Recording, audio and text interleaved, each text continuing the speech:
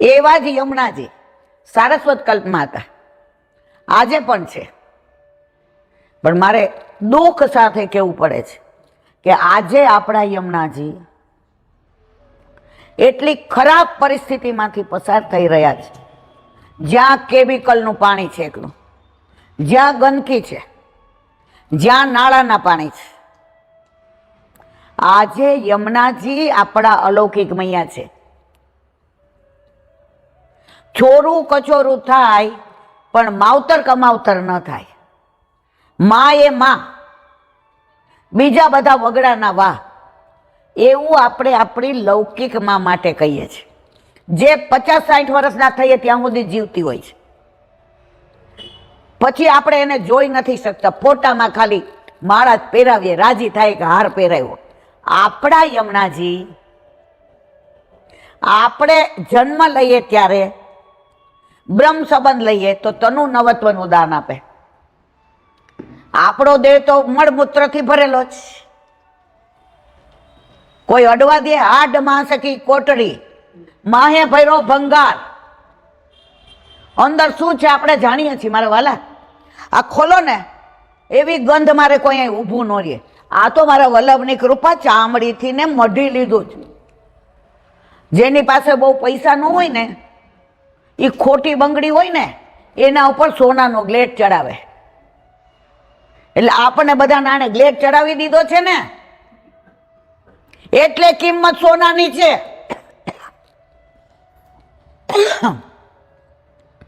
તો એવા યમુનાજી આજે જે ગંદકી, આજે જ મારા ઉપર એક વૈષ્ણવનો વિડીયો આવ્યો છે,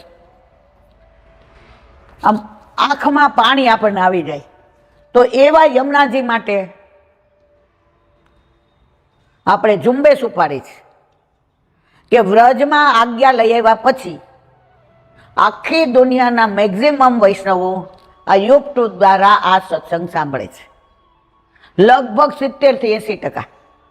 એમાં લંડન હોય કે અમેરિકા હોય કે ન્યુઝીલેન્ડ હોય કે દુબઈ હોય કે સાઉથ આફ્રિકા હોય કે ઓસ્ટ્રેલિયા હોય, ગમે એ દેશ હોય,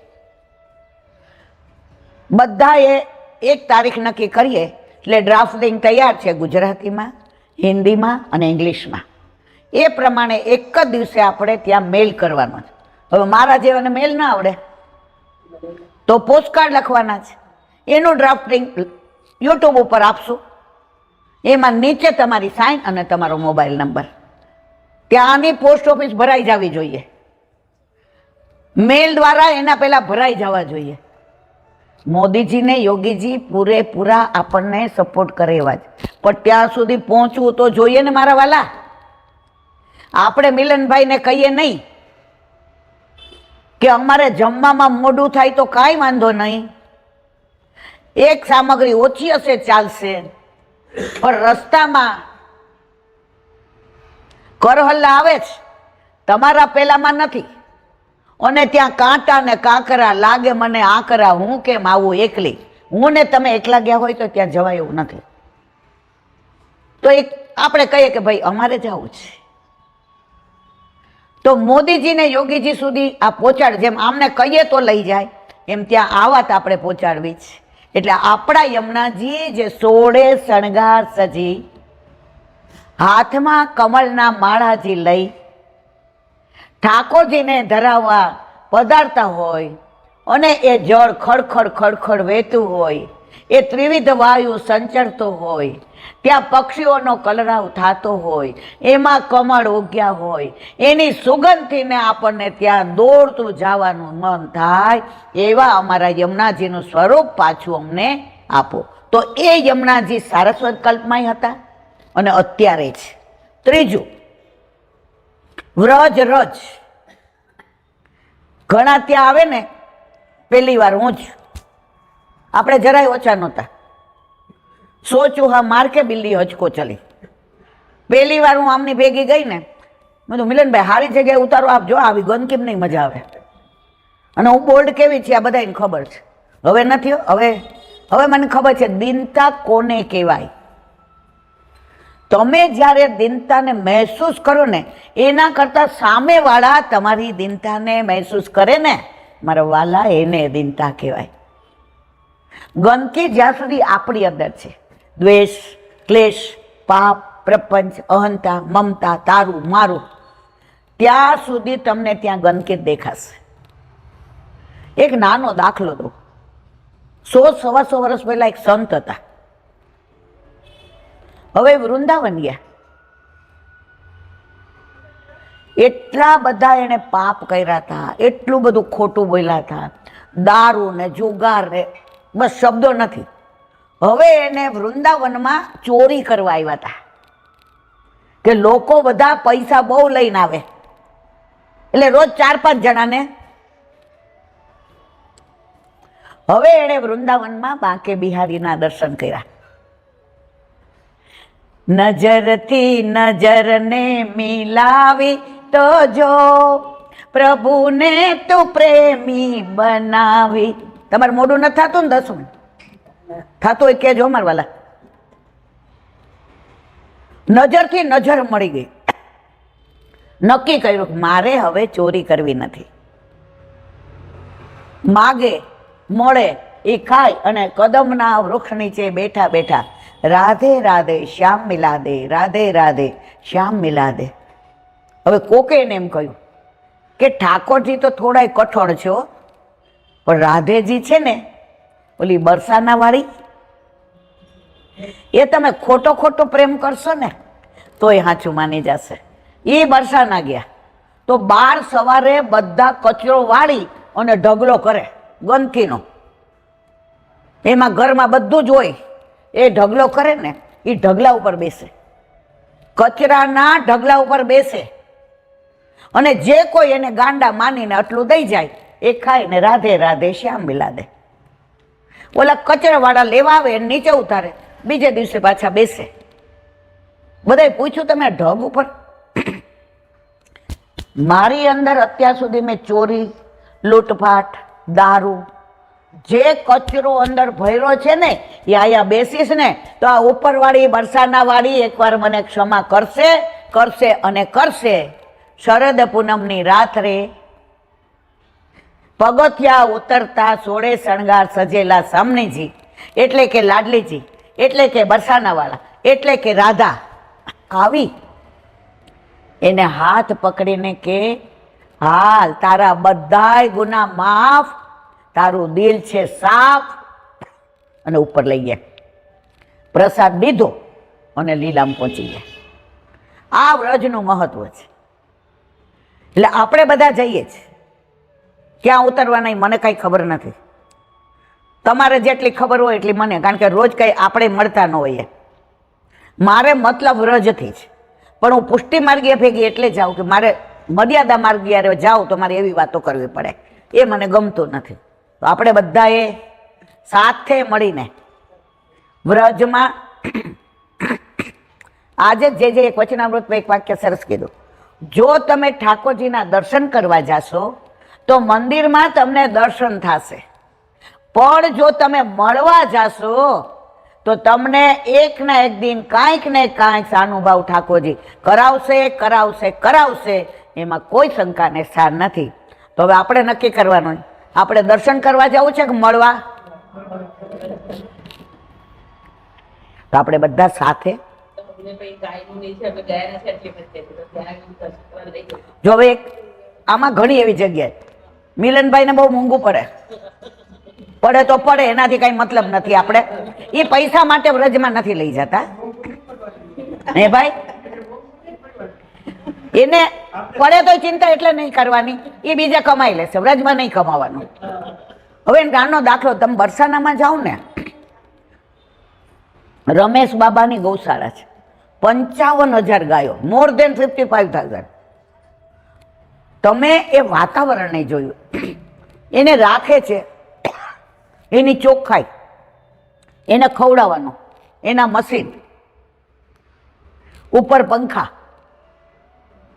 એ ગાયનું દૂધ વેચતા નથી, ખાલી ગૌમૂત્ર ને છાણનું બધું બનાવે છે આયુર્વેદિક, એ જ બધું આપે છે અને એ ગાયમાં વપરાય છે. હવે આવી 8-10 જગ્યા છે એમને. એટલે વ્રજમાં જઈએ ને તો આ બધા દર્શન કરવાના છે. બાકી તો ઓલા જયેવા વ્રજમાં હા બધે જાળીજી ભરી આવ્યા, પેડા ને કંઠી ને લઈ આવ્યા, અને જે ત્યાં પાણીપુરી કચોરી તો એટલી સરસ મળે. મારા વાલા, હવે આપણી આ ઉંમર નથી,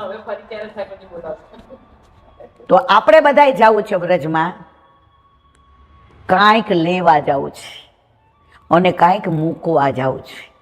મૂકવા દ્વેષ, ક્લેશ, પાપ, પ્રપંચ, અહંતા, મમતા તારું મારો, અને લેવા એકવાર એના દર્શન થઈ જાય, સાનુભાવ થઈ જાય. આજનું દિવ્ય ભાસ્કર છે,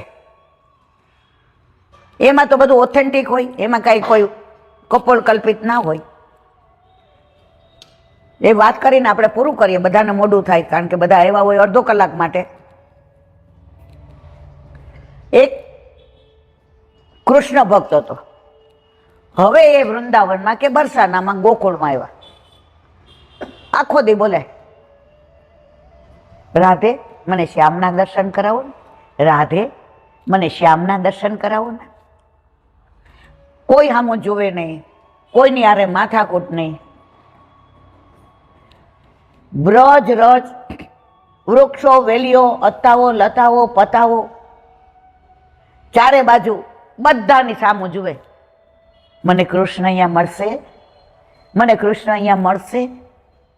અંદરનો એટલો તાપ આપણને નથી, મને તો નથી, તમારું તમે જાણો મારા વાલા. હવે એકવાર 11 હતી, હવે એને વિચાર કર્યો કે આટલા વખતથી તો પ્રભુ કોક વાર મળી જાય, ના મળે, આજે 11 છે તો ફળ ફૂલની ક્યાંય વ્યવસ્થા થઈ જાય, પણ એનો નિયમ હતો માગવાનું નહીં, સામેથી જે મળે એ લેવાનું. હવે ગિરિરાજી ઉપર આવ્યા, દંડવત કર્યા, ચરણ સ્પર્શ કર્યા. ગિરિરાજ બાવાને આપણામાં માગવાનું ક્યાંય લખ્યું નથી. ઠાકોરજીને બધી ખબર છે કે આપણે શું જોઈએ છે. પછી આપણે કહીએ તો એ કહેશે હું ગાંડો છું, મને ખબર પડે કે તમારે શું જોઈએ, પણ એ એટલું જ આપશે જે આપણા હિતનું હશે. ઓલો સાપ જાતો હોય ને છોકરો પકડવા જાય, ન માને લાફો મારીએ. છોકરાને આપણે સારા ના લાગીએ, પણ સાપથી બચાવવા માટે લાફો માર્યો. તો પ્રભુ જ્યારે આપણા સાથે કઈ આપણી ઈચ્છા પ્રમાણે ના કરે, ત્યારે માની લેવું આપણને સાપથી બચાવે છે. પછી ભલે લાફો મારે, તો ઓલાએ નક્કી કર્યું કે માગીશ તો નહીં. હવે એટલું એને પેટમાં સાંજે એમ થયું કે કાંઈક મળી જાય સારું. પણ ઠાકોરજી કોઈ દિવસ કોઈને મનોરથ પૂરો કર્યા વિના, સાંજે એક છોકરો આવ્યો 7-8 વર્ષનો, બાબા જે 11 છે? હા, મારી માને એવું વ્રત છે કે એક સાધુ મહારાજને જમાડી ને મારી માં ફળાહાર કરે છે. અમે રાંધેલું નથી ખાતા બાબા, અમે ફ્રૂટ ને દૂધ ઠાકોરજીને ભોગ ધરાવીને લઈએ છીએ, અમે મીઠું નથી. બાબા તમે આવશો, મારી બાનો મનોરથ પૂર્ણ કરશો? સાધુની આંખમાં પાણી આવી ગયા. તો મારું આટલું ધ્યાન રાખે છે. ગયા, એક ડેલી આવી ગિરિરાજીમાં, બાબા તમે જાઓ, હું ગાયને બાંધીને આવું છું. જેવા અંદર ગયા એટલે એની બાએ કીધું આવો આવો સાધુ મહારાજ, આ તો અતિથિ 11 આવી ગયા. એ સાધુ મહારાજ, અરે તમે ફરાળ કરવા બેસ જાઓ. તો કે ઉભા રહ્યો, તમારા પુત્રને આવવા દો. ભાઈ હું તો બાળ વિધવા છું, મારે ક્યાં પુત્ર છે? સમજ્યા? આજની તારીખમાં પણ આવું બને, સિવાય તમારામાં શોધવાની, એને મેળવવાની એક અંદરની તમન્ના જોઈએ. બસ આપણે બધા સાથે મળી એ તમન્ના લઈ. હું તમને કોઈને નથી ઓળખતી, તમે કોઈ મને નથી ઓળખતા, પણ આ કંઠી તમને ઓળખે છે, મને ઓળખે છે. લોહીની ઓળખાણ આ જન્મની છે, સંબંધની ઓળખાણ આ જન્મની, આ કંઠીની ઓળખાણ મારા વાલા જન્મ જન્મની છે. તો બસ આપણે બધાએ જન્મ જન્મના સંબંધો સાથે લઈ અને જેણે જન્મ જન્મ આપ્યા છે એવા ઠાકોરજીને મળવા બ્રજમાં સાથે જઈએ. બોલો વલ્લભ.